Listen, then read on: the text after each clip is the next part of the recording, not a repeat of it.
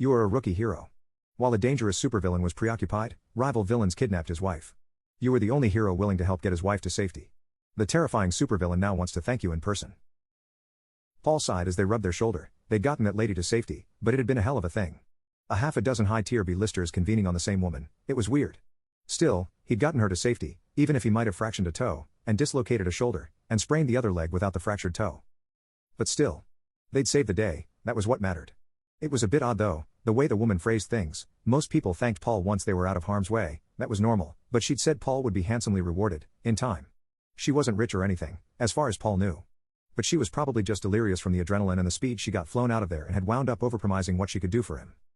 It was as these thoughts circled around Paul's mind that he heard a knock on the door. Groaning, Paul floated out of their couch. In a minute. In a minute. Paul called out, coughing slightly. Their lungs hadn't wound up unscathed by the fight either, apparently. Once they were right in front of the door, they descended, putting weight back on their injured legs. When they opened the door, they saw the Destructor. One of the most dangerous supervillains in the world, in full uniform. I holy fuck, Paul raised both of their fists, ready to get hit.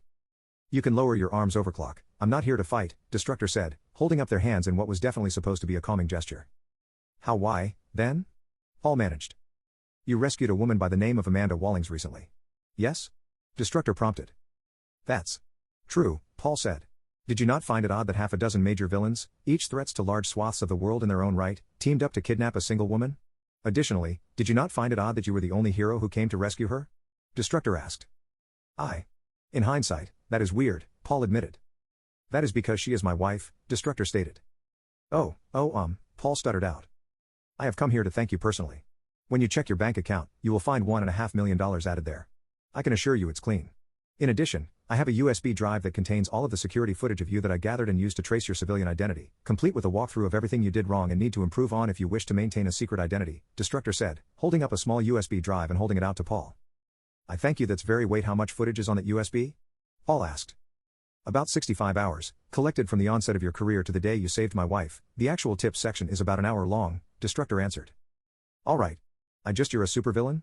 How can I trust that this is all legit and not part of some elaborate scheme? Paul asked. True, I'm a supervillain, but you did me a great service when the rest of the world of superheroes turned away. I repay kindnesses, my friend, remember that, Destructor said, taking a step back. I thank you, very much. I'll probably spend this on my medical bills and a better supersuit, to be honest, Paul admitted. Fair enough, I'd expect nothing less. I also suggest buying some shorts on L'Oreal Pharmaceuticals, Destructor said, striding away, cape swishing as he did. Wait, what does that mean? Why should I buy shorts on L'Oreal? Paul shouted, gripping the door and leaning out into the hallway. What does that mean? Are you planning something? Don't just walk away, what does that mean?